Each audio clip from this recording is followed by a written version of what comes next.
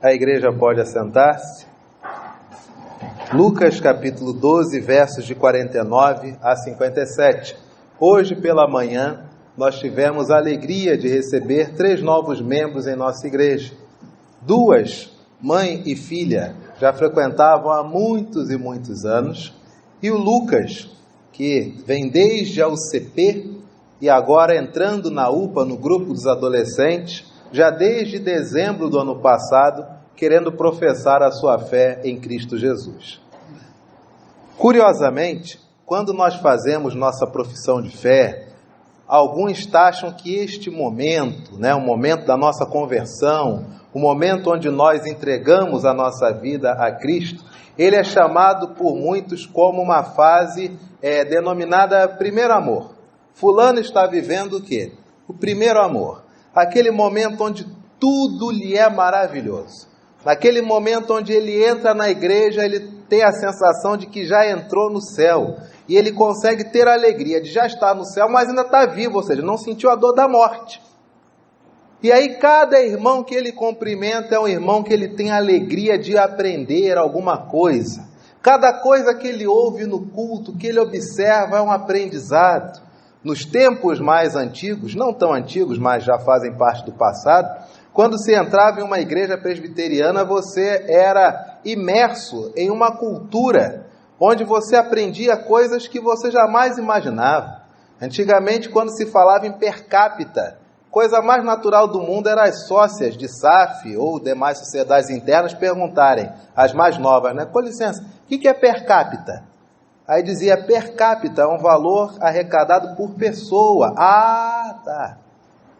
Quando se dizia quórum, o que é quórum? Hall de membros, hall. Você era imerso em uma cultura totalmente diferente.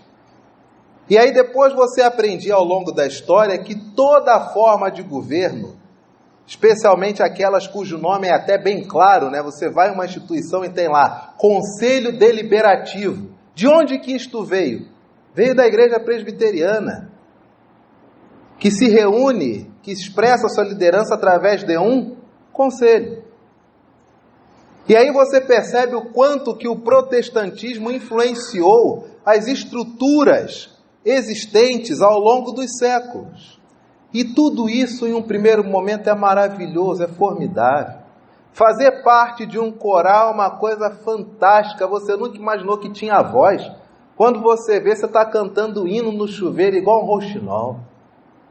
Você está dirigindo, está cantando. Você já estava assim enjoado de ouvir aquelas reportagens, aquelas coisas que só dizia que o trânsito estava engarrafado. Aí você começa a colocar em estações de rádio evangélicas, começa a ouvir um louvor, que ouve outro, que ouve outro, que ouve outro, que acha fantástico. Você nunca viajou, de repente você vai a congressos, e você fica com medo de aquilo ser uma coisa assim. Será que eu vou gostar? Você volta de um congresso assim maravilhado, maravilhada. Retiro de carnaval? Não, eu não vou no retiro não. Ah, e se eu não gostar? Vou ficar 4 dias preso lá? Horror! Aí você vai num retiro, você volta dizendo, nossa, que fantástico. A isso, alguns crentes dão o nome de primeiro amor, quando tudo é muito bom. Passado um tempo, alguns que estavam vivendo o que muitos chamam de primeiro amor, não quer dizer que seja não, tá? É chamado assim, daí a ser é outra coisa. Aqueles que estavam vivendo esse período, quando eles chegam em gabinetes ou conversam com aqueles que lhes são mais próximos, eles abrem o coração e dizem, olha, eu não pensei que ia ser tão difícil ser crente. Eu não pensei que ia ser tão complicado ser crente. Por que antigamente eu lia um versículo, eu chorava o dia todo?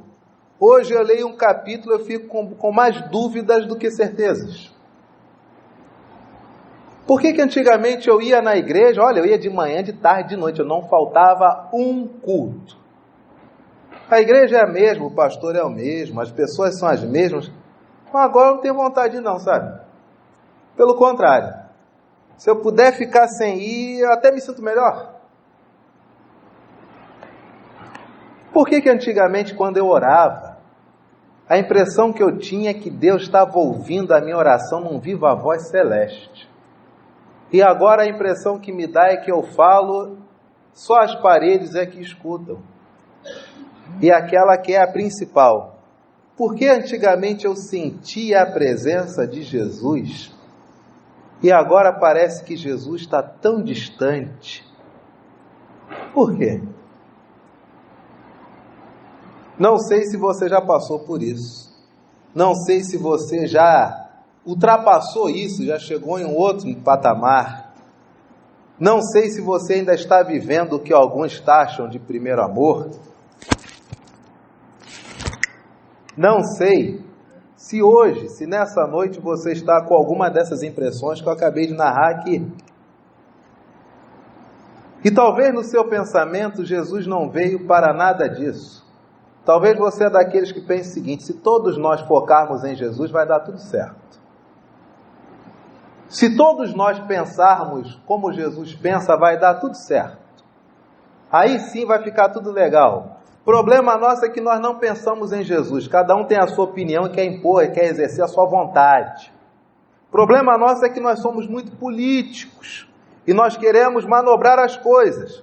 Aí você tem um texto onde você abre as Escrituras e você lê Jesus dizendo: não foi Paulo, não foi Moisés, não foi Josué, nem Sansão, o próprio Jesus, Deus encarnado, dizendo: eu vim para lançar fogo sobre a terra, e bem quisera que já estivesse Eu perguntei hoje de manhã no culto infantil, eu li para eles: eu vim para lançar fogo sobre a terra, e bem quisera que já estivesse a arder. Aí eu perguntei: quem foi que falou isso? Aí um deles falou: o diabo. Falei: não, meu filho, foi Jesus. Jesus veio trazer fogo e quer que a terra arda? É mesmo, pastor? Não para aí não. Tenho, porém, um batismo com o qual hei de ser batizado, e quanto me angustio até que o mesmo se realize. Supondes que vim para dar paz à terra? Não, eu vou-lo afirmo, antes divisão. Eu perguntei de novo: quem foi que falou isso? Aí já houve aquele silêncio. Mas você olhava para o rostinho deles, não estava claro que foi Jesus. Jesus jamais ia dizer que veio trazer divisão. Pelo contrário, Jesus veio para unir as pessoas. Mas a palavra do Senhor diz que ele veio trazer divisão. Porque daqui em diante estarão 5 divididos numa, 3 contra 2 e 2 contra 3. Estarão divididos pai contra filho, filho contra pai, mãe contra filha, filha contra mãe, sogra contra nora e nora contra sogra. Em algumas situações dessas familiares, não precisa nem Jesus dividir, a própria família já está dividida. Em algumas dessas circunstâncias aqui, a natureza por si só já fala mais alto.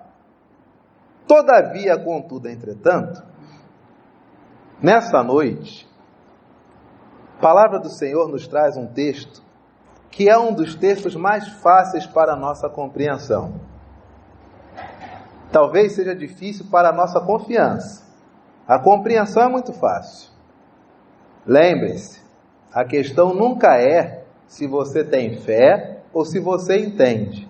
A questão só é se você confia.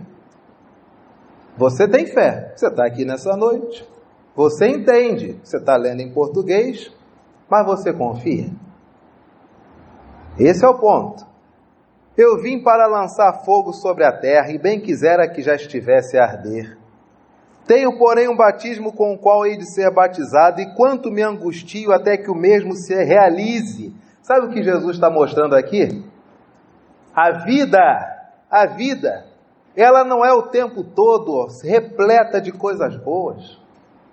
Você não pode buscar isolar-se em uma bolha onde tudo lhe sempre concorrerá para o bem. Não existe essa história de que com quanto dê para harmonizar, que fique 100% harmonioso. Não existe isto. Isto não existe. No máximo são acomodações de circunstâncias, que todas as circunstâncias são transitórias. Ora, de onde vem isso? Vem do pessimismo? Não. Vem da sabedoria do autor de Eclesiastes, que diz que há tempo para o quê? Há tempo para tudo.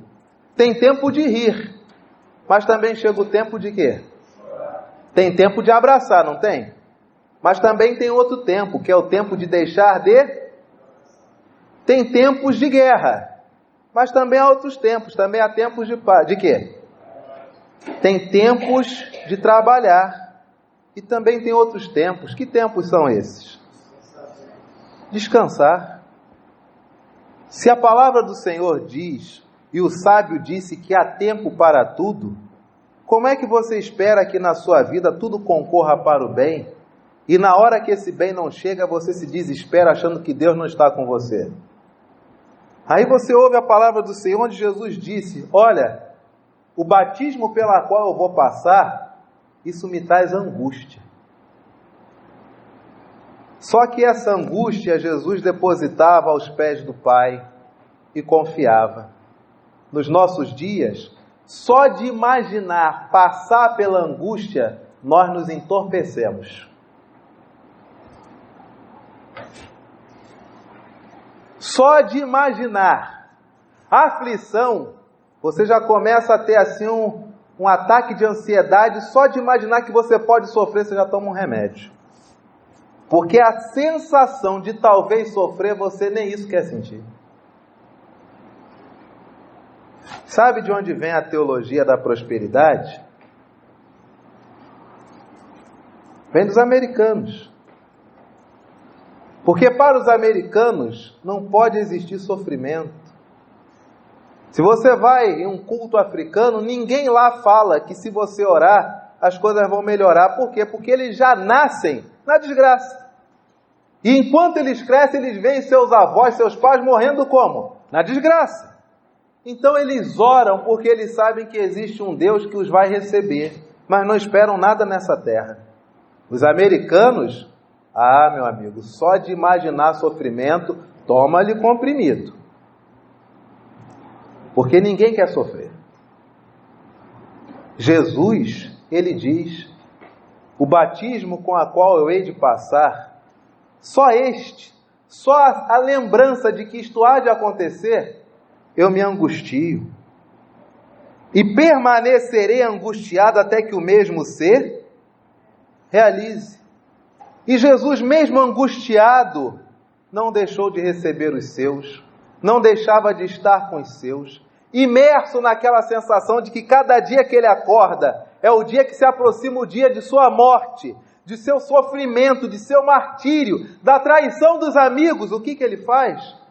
A palavra do Senhor diz, sabendo o que estava para ele acontecer, sabendo que era Deus e que ia voltar para Deus, amou os seus discípulos até o fim.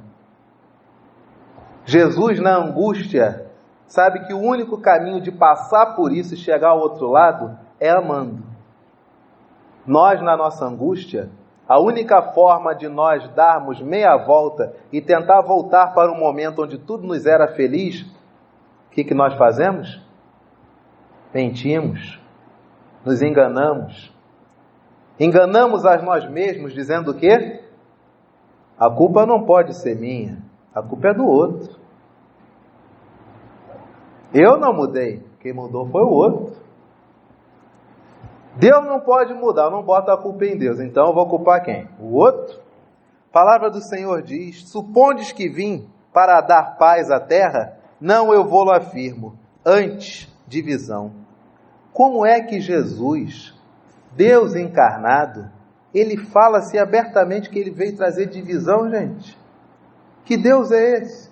Você crê em um Deus assim? Você crê. Mas você confia em um Deus assim? Que diz na tua cara, eu vim para dividir tua família. Confia? Crê, eu sei que você crê. Mas você confia?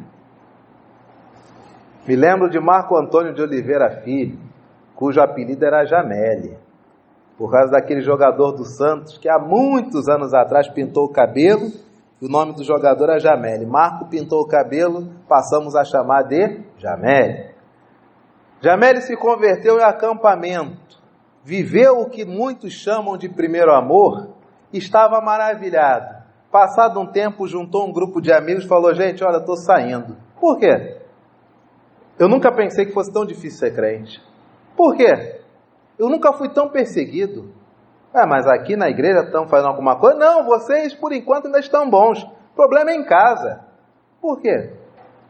Poxa, antes eu saía para encher a cara, minha mãe só dizia para eu tomar cuidado. Agora, quando eu saio dizendo que eu venho para a igreja, minha mãe pergunta se eu não estou virando fanático.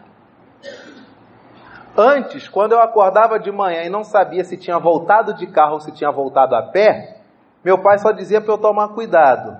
Agora, quando ele chega com as notas da loja para eu assinar, e o valor que está na nota é muito maior do que a pessoa veio comprar a peça, eu digo que não vou assinar, ele diz que a igreja está dividindo a família.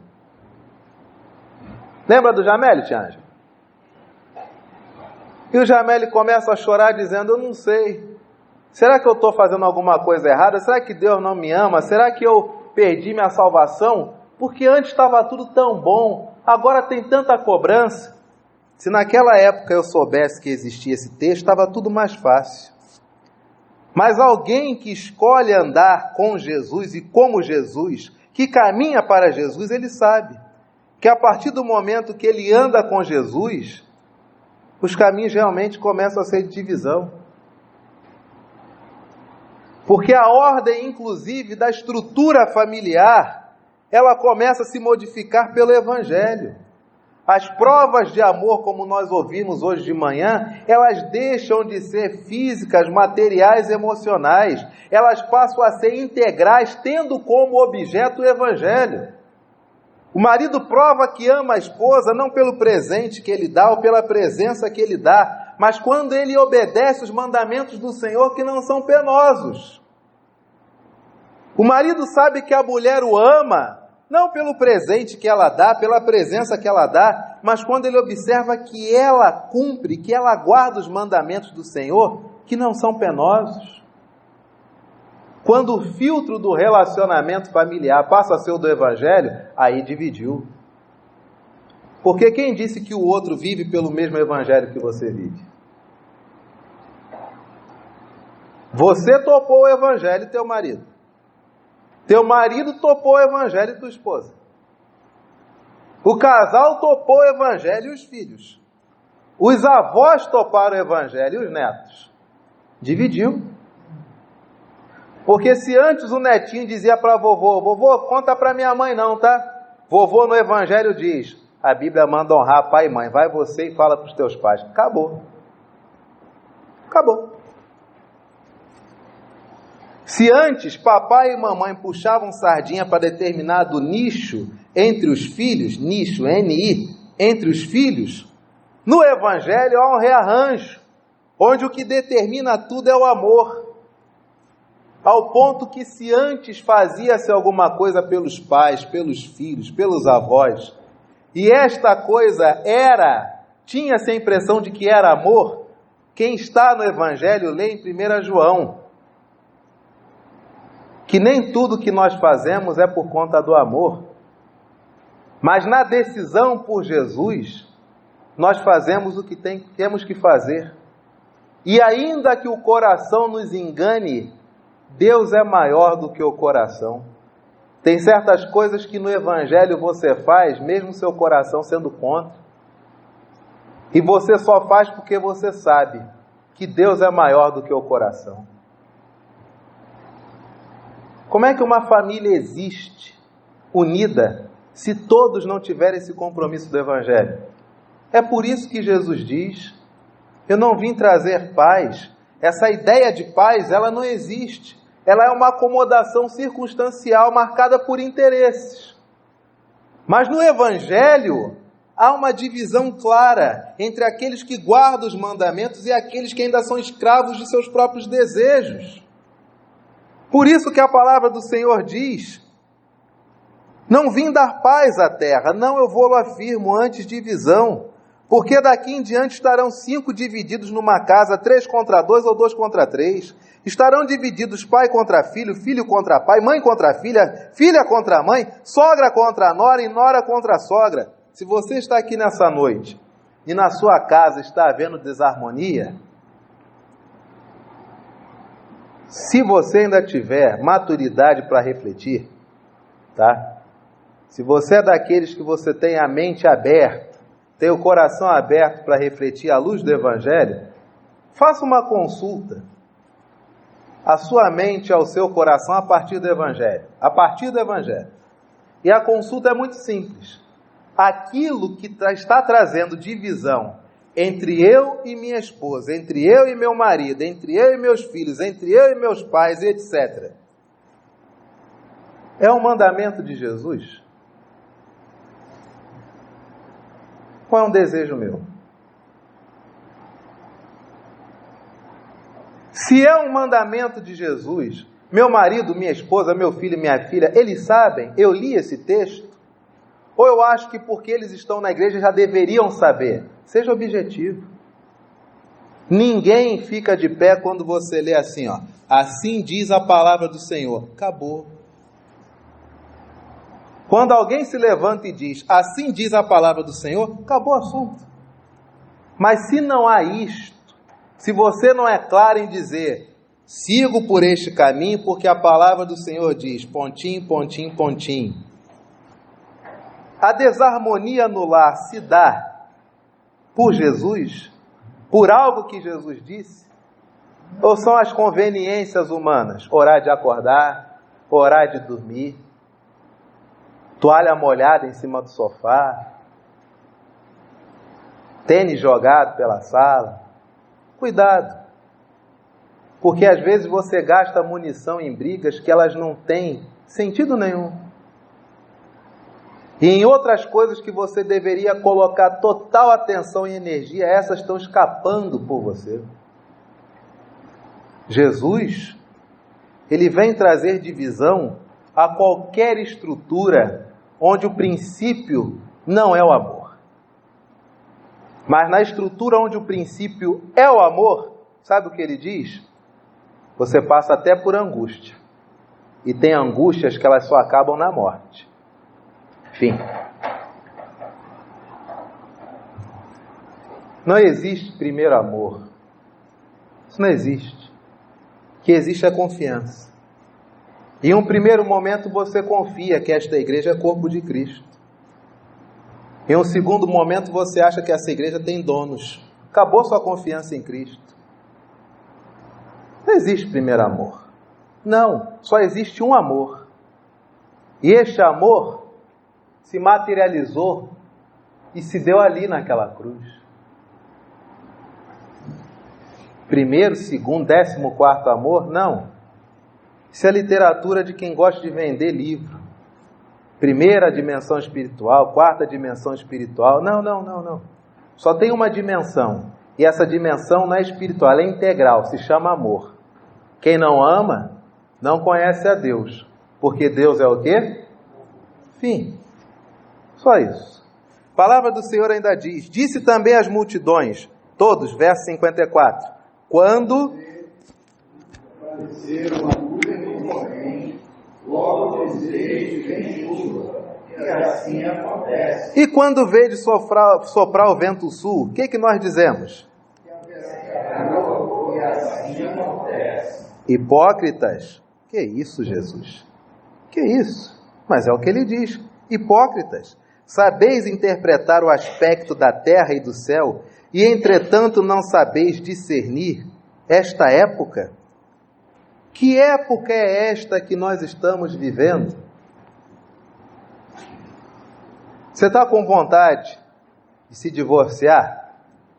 Está com vontade? Guardado ali, incubado, mas fica de vez em quando martelando, olha, acho que eu seria mais feliz sozinho, mesmo com tanta desgraça, acho que no final ia ser mais feliz. Tá? Você pensa isso de vez em quando? Mexe a cabeça não, fica quietinho. Se isto é uma coisa que lhe acomete, já disse de outras vezes e digo mais uma vez, não tem nada de errado com você, nem de errado com o seu casamento, é que você só é brasileiro. Porque hoje no Brasil nós somos o país onde cada vez mais as pessoas acham que o caminho para a felicidade é trazer a desgraça do fim de um relacionamento. Hoje no nosso país, nós somos o país que com mais facilidade nós investimos em desfazer do que construir. Você está pensando isso? Isso não tem a ver com Deus nem com o diabo, isso é um mal do nosso tempo. Nos anos 90, início do século 21 também, houve uma cidade da Itália que era famosíssima e se dizia avançadérrima. Sabe por quê? Porque lá você podia se divorciar em 50 minutos. Olha, caramba, que avanço, que sociedade, caramba, que chique. Você se divorcia e dali já pega um carro e toma um vinho na Toscana. Olha que chique. Hoje, sabe o que é essa cidade? É a cidade que diz para o imigrante: venha, de preferência traga filhos. E ela diz para o seu cidadão, para o seu habitante, para o indivíduo que nasceu na sua terra, para o filho daquela terra, sabe o que ela diz? Se vocês se casarem, terão desconto nos impostos. Se tiverem filhos, mais desconto em impostos ainda. Façam filhos. Por quê? O motivo é óbvio. Eles investiram no fim dos relacionamentos e a cidade estava acabando. É muito mais fácil destruir do que construir. Há circunstâncias onde o que não tem remédio, remediado está. Mas na maioria esmagadora das vezes, se você tem esse impulso, essa sensação, não confunda isso com vontade de Deus, nem com cilada do diabo. É que você é brasileiro. E nós estamos vivendo uma sociedade assim. Nós estamos vivendo uma sociedade hedonista. Prazer em primeiro lugar. Você pega a letra de músicas que as crianças cantam, tudo só tem a ver com o quê? Sexo. Prazer. Você pega as pessoas alugando locais de festa, para a primeira coisa que pensa, como é que é o esquema da bebida? Tudo é prazer. Uma sociedade hedonista, uma sociedade sentimentalista, a carência das pessoas. As igrejas que mais crescem são aquelas igrejas que durante o louvor eu choro e me abraço com alguém. Na oração eu choro e me abraço com alguém. Por quê? Porque nós somos uma sociedade cada vez mais carente. Eu preciso do toque, eu preciso do afago, eu preciso da sensação de que eu tenho alguém do meu lado, eu preciso daquele carinho que minha mãe não me deu, eu preciso daquela palavra de estímulo que meu pai nunca me deu. Eu preciso me sentir cercado de gente para me sentir feliz. As igrejas que mais crescem, ora, é fácil. São as igrejas que estimulam o tempo todo o quê? Canto, choro, contato. Canto, choro, contato. É óbvio que vai crescer. Até eu estou indo para lá. Dependendo do dia da semana, cara, eu preciso de uma galera para eu abraçar e dizer que está complicado. Eu tenho que cantar. Quem canta, seus mais espanta. Uma sociedade hedonista, sentimentalista, uma sociedade que privilegia a fraqueza. Se antes a luta era por igualdade, agora a luta é por superioridade. As pessoas hoje não querem ser iguais, elas querem ser superiores. Essa é a sociedade que nós estamos vivendo. Sou pastor? Tenho direitos. Sou crente? Tenho direitos. Quais são meus direitos? Não o direito de ser igual. Eu tenho igual direito de ser diferente. E por ser diferente, eu sou mais. Fim. Sociedade de hoje, uma sociedade que privilegia a fraqueza e dá lugar de honra à fraqueza. Dos nossos colégios, vocês se lembram, presbíteros, nós somos mais velhos que o nosso povo que está sentado ali. Disparado. De todos mais velhos, até careca já estou. Faz tempo. Vocês se lembram antigamente naquelas competições de escola? Acho até que aqui na Igreja da Tijuca, quando tinha as programações do Tio Tex, lá na Catedral era Serprint. Aqui eu não lembro qual que era o nome. Mas como que a gente ralava para conseguir uma medalha? Se lembra como é que era? Medalha de ouro. Se lembra como é que era? A ralação. Campeonato então de futebol, você torcia para cair no time dos fortes e ficar na de fora, para não comprometer os fortes a jogar. Aí você ganhava a medalha de ouro, você se sentiu herói. Hoje, na maioria das competições que nossas crianças vão, todo mundo ganha medalha. Quem ficou com ouro? Não, a medalha de todo mundo é dourada. Mas quem foi o primeiro? Não lembro. Me deram essa medalha, eu estou feliz que eu estou com essa medalha de ouro. Quem te deu essa medalha? Fulano, devolve. Não ganhou. Se você não ensinar de pequeno que tem que fazer por merecer, meu amigo, vai querer tudo na mão sempre. Sempre na mãozinha. E papai e mamãe têm obrigação de me dar. Sempre foi assim. Percebe por que o Evangelho traz divisão? É isso. Nossa cultura hoje, ela privilegia o prazer, prestigia o sentimentalismo, ela faz ódio à fraqueza e ela cultua a virtualidade. Se eu não puder ir, mas se eu puder assistir, está maravilhoso. Quantos cultos nós assistimos pela internet? Culto pela internet, gente, é maravilhoso, é fantástico. Risco de ser assaltado existe? Risco zero, você está em casa. Você gasta roupa? Você assiste o culto com a sua roupa de ficar à vontade dentro de casa. Aonde que você vai assistir? Na sala. Seu sofazão ali tranquilo. Aumenta o volume. Na boa. Assiste tudo. Quando as câmeras dão panorâmicas no povo, o que você faz? Fulano foi, olha lá, fulano ali. Nem sabe quem está vendo ele. Ciclano está lá, diz para ele que a gente vai encontrar ele na esquina para a gente almoçar. Manda um zap para ele. Olha lá, Ciclano ali, ó. Falou que não ia, por isso que eu não fui, mas foi, ó. Tá vendo? É um puxa-saco. Rapaz, ele não deixa de ir. Manda um zap aí, diz que eu estou vendo eles aqui. Maravilhoso. Na hora do ofertório, alguém faz um DOC ou faz um TED? Não. Quando eu for lá, aí sim eu faço. Que eu sou daqueles que gostam de entregar com envelope. Aí nisso é 4, 5, 6 meses que não vai, que o culto é todo domingo pela internet. Maravilhoso, fantástico. Recebe a bênção ali. Celebrar a ceia. Olha, a oração que o pastor faz aqui, se Deus ouve, Deus está em qualquer lugar, separa o meu pãozinho, separa o meu cálice de vinho. Se for em casa, é um vinho bom, né? Aí separa os dois ali e ora. O pastor orou da tela, você diz amém. Nossa sociedade hoje é uma sociedade que privilegia as relações virtuais. E a dificuldade que as gerações encontram é quando a vida cobra coeficiente emocional de cara a cara. O currículo é formidável, o problema é que na entrevista, meu amigo, falta ar. A entrevista é maravilhosa, mas o dia a dia do trabalho, estar com pessoas, não cai bem. Cuidado com isso. Essa é uma leitura brevíssima, da nossa sociedade de hoje. Sabeis interpretar o aspecto da terra e do céu, e entretanto não sabeis discernir esta época?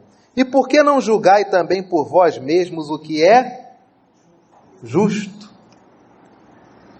Sua família tem vivido qual contexto? O tempo que seu filho, sua filha tem vivido, tem sido tempos agradáveis? É tempo de abraçar ou é tempo de deixar de abraçar? São tempos de guerra ou são tempos de paz? Tem que saber discernir o tempo, papai. Tem que saber discernir o tempo, mamãe. Filho, você tem que saber discernir o tempo dos seus pais. Como é que está o relacionamento entre eles? É tempo de orar? É tempo de dar uma palavra? É tempo de buscar a união? É tempo de pedir a Deus que o milagre aconteça? Que tempo meus pais estão vivendo? Tem que discernir o tempo. Nós precisamos largar da nossa carência por gurus e avatares e precisamos ter uma vida madura como o Evangelho determina. Aprender a discernir as coisas, saber como é que as coisas estão, para não sermos surpreendidos pelo tempo. A palavra do Senhor é clara. A divisão que Jesus traz não é acerca do ódio, não. O Evangelho divide aqueles que querem viver por amor e aqueles que não conseguem viver por amor, querem viver de acordo com a sua natureza. O Evangelho divide Porque há aqueles que se deixam levar por qualquer tempo e aqueles que conseguem discernir o tempo que estão vivendo. Nós estamos nessa noite diante da mesa do Senhor. E se você quer discernir o tempo, pelo menos nesses próximos 20 minutos que temos agora, esse tempo é tempo de comunhão. Esse tempo é tempo de renúncia, é tempo de quebrantamento. Esse tempo, se você já passou dos estágios iniciais da fé, você sabe que tudo que você tem é a fé em Jesus Cristo. E só quem tem a fé de que Jesus é nascido de Deus e é o Messias, consegue vencer esse mundo. Se isto você crê, você já creu em tudo que precisava crer. Não tem mais nada para crer não. A Bíblia diz que você já é vitorioso.